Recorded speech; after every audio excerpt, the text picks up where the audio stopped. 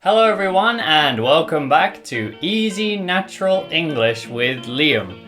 Today I want to talk to you about how long it takes to become fluent in English. But first, we have to think about what is fluency? What does it mean to be fluent in a language? Not just in English, but in any language. And this is a strange concept, a bit of a strange idea, because we don't talk about fluency in other things, like, for example, cooking or basketball. If you tell somebody you like cooking, they won't ask you, are you fluent in cooking? Or have you reached a certain level, some particular point? But in language, in learning languages, there seems to be a particular point that we need to reach, which personally I think is a bit strange, because learning languages is a long process, and there are different stages, and we will get better as we go along. But when do you reach this thing called fluency? So in the dictionary, if you look at fluent, it says something like being able to express yourself smoothly and I think accurately. So being able to communicate your point to somebody. But doesn't this depend on the topic? So, if I am learning a language, and maybe in the first month or 2 months, if somebody asks me to talk about what kind of pizza I like, I can probably express that smoothly and probably accurately. I can tell them how I like my pizza or what type of pizza I like.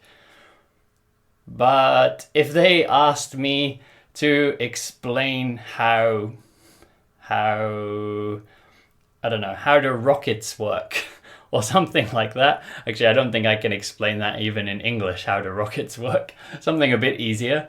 But something like, what do you do to kill time, for example, to pass time? That's probably going to be at least a good few months before you can really explain that well.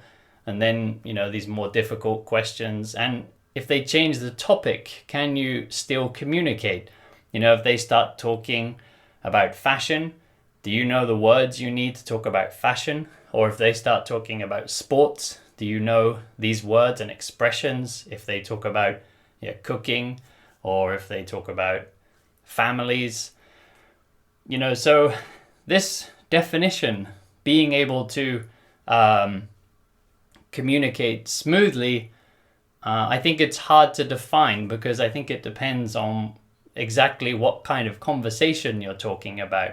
It can also depend on which tenses you are using or which grammar structures. So if I ask you a question about routine, you can simply use present tense, and most beginners can do that. But if I ask you to talk about something in the past, now it's going to be more difficult. So this fluency is a bit hard to define. So it's good to maybe think of your own definition, because people will ask you this. When you're learning a language, people always ask you, are you fluent? And I always hesitate to say yes in any language. I've been learning French for a long time, and I feel very comfortable when I'm speaking French, but there's still a lot of vocabulary, and there's still a lot of things I don't know in French, or things I can't understand. And in Japanese, I think my vocabulary is better, and my ability to understand is maybe better than French. But my speaking is definitely not as comfortable in Japanese. And I think that's because Japanese and English are so different. So my brain is not working in like the right order or something when I need to speak Japanese. But understanding is getting much easier for me. So yeah, what is fluency? People always asked me this when I was learning French. Are you fluent? And yeah, like I said, I didn't know what I should say. But then I started making friends who didn't speak English. So French friends who couldn't speak English. And my whole friendship with these people was built in French. You know, my whole relationship with this other human was in French. Every time I spoke to them was in French. Everything we knew about each other, we had communicated in French. So at that point, I started to feel like, maybe it's okay to say I'm fluent. So that's one way, like, I defined it for myself. But yeah, I think you need to think of your own definition, just in case people ask you. But really, it's something that's probably not worth worrying too much about. The thing to think about is just how to get better and how to get better. Because, you know, even when you're an advanced level, there's still a lot to learn. You know, to reach like a native level or even close to a native level is going to take a long time. So don't worry too much about like, am I fluent? Because, you know, if you are fluent, you can't just stop studying. You know, you haven't finished yet. You know, there's no end point really with language learning, but that's a good thing because it's lots of fun, right? So I said I would talk about how long it takes. So like I said, a bit hard to define what we're aiming for, but in the world of learning, not just language learning, but learning any kind of ability or skill, there's this rough number that people who have studied this topic use, and they say it takes 10,000 hours. Okay, 10,000 hours. I don't know if to you that sounds like a short time or a long time. Maybe it's hard to imagine 10,000 hours, like how long does it take? And this is a number that I heard when I started studying Japanese. I heard 10,000 hours will get you to some level of mastery. So not just fluency, but kind of you're starting to master the language at that point. You're still got a way to go, but you're starting, you know, I think after 10,000 hours, you'll be better than a lot of language learners because honestly, I think a lot of people are lacking the motivation to continue because language learning is really difficult and it does take a really long time. And honestly, I think most people who start don't really continue that long. But yeah, what is 10,000 hours? So if you can do 9 hours a day, so that's a lot, right? If you can do 9 hours a day, then that means you can reach 10,000 hours of study in 3 years. So this is what I started thinking about when I was studying Japanese. I was thinking, how long will it take me to get to 10,000 hours? And I thought, 9 hours a day, you know, using my calculator, 9 hours a day. So, you know, I did like, what did I do? 10,000 hours divided by 9, divided by 365, you know, which is how many days there are in a year. And I got 9 hours a day. And I thought, wow, I don't think I can do 9 hours a day. Maybe I can do more like 6 hours a day. And that is about how much I study. I study every day to some degree, about 6 hours a day. If you've listened to me for a while, you'll know that some of my study is like passive studying. So if I'm washing the dishes or walking or something, I listen to Japanese. When I'm eating my dinner, I try to watch Japanese TV shows or movies or videos or something. Yeah, same whenever I'm eating, I listen to Japanese or read Japanese. I'm always trying to get it into my day as much as possible. And it tends to be about 6 hours a day. And if you can do that, if you can maintain 6 hours a day, it will take 4.5 years to reach 10,000 hours.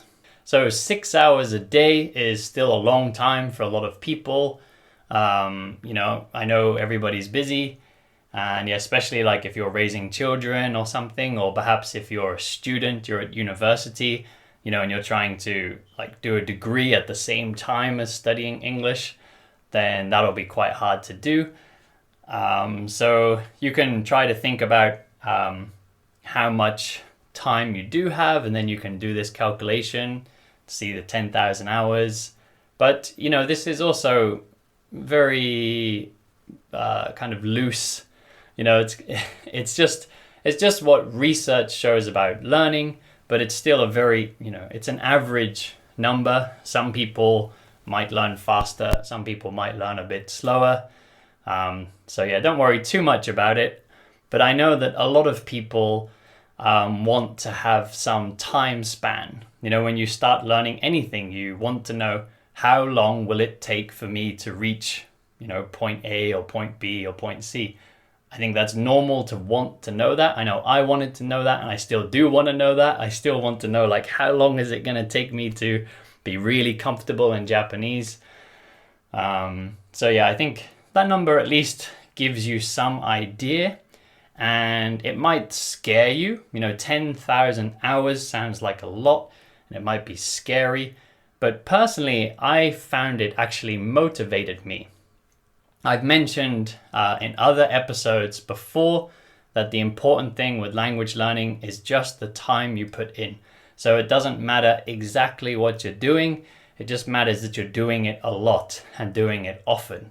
So if you think about this 10,000 hours, it gives you a time target, a precise time target. Because normally people talk about learning languages in like years. When I ask somebody, how long have you been studying English, or how long have you been studying German or any other language, they always say 2 years, 3 years. But that's almost meaningless. It almost has no meaning, because let's say you studied for 2 years. If you studied 1 day a week, like for 1 hour a week for 2 years is nothing. It's not much time at all. But if you were studying for, this 9 hours a day for 2 years, then now that's a long time. So if you start thinking about language learning in times of hours and even in minutes, don't think about it as just, if time passes, I'm going to magically learn English. If you think about it in terms of hours and minutes, then I think it can be good motivation to study in every little free moment that you have. This is what I try to do with Japanese. If when I'm teaching online on italki, if I have a 15-minute break, I study for 15 minutes. Every little slot, every little moment in my day, I try to get some Japanese study into it. Even if it's just, and most of the time it's just kind of input. So it's just fun. 15 minutes, I'll just watch half of an episode of a Japanese TV show. I don't need to even get up from my desk. I finish teaching, just stick on Netflix, watch 15 minutes of a Japanese TV show, or pick up a book and start reading, or just put on a podcast, like, especially if I'm teaching and I want to move my body because I've been sitting down, maybe I'll put on a podcast and I'll just walk, like go for a very short walk for 15 minutes, just walk around the block while listening to some Japanese podcasts. So like I said, to wrap up, to summarize, fluency, it's hard to define exactly what it is, and I think it's something we shouldn't worry too much about. Really, what we should worry about is, if I look at yesterday, am I better today than I was yesterday? And if you're thinking, I haven't learned anything today, then just get that 10, 20 minutes or as much time as you have today to study a bit of English. It could be listening to this YouTube right now. Just get that, or this podcast, depending which version you're listening to. Just get that little 10 minutes into your day, and that means you have learned something you didn't know yesterday. Or your listening skills have got a little bit better, or your reading has got a little bit faster. So just make sure every day you're better than yesterday, even if you're so busy and it's just 5-10 minutes. But if you have more time, 1 hour, 2 hours, try to slot it into your day. and soon you'll get to that 10,000 hours point, which is quite average, but you will get closer to a high level of English. So keep it up, everyone. It is a long road. It does take a long time, but try to make it fun and just keep studying hard. Thank you all very much for listening. If you're on YouTube, please like and subscribe. If you're listening to the podcast version, please review. Everyone share with your friends, and I'll see you all back here next time.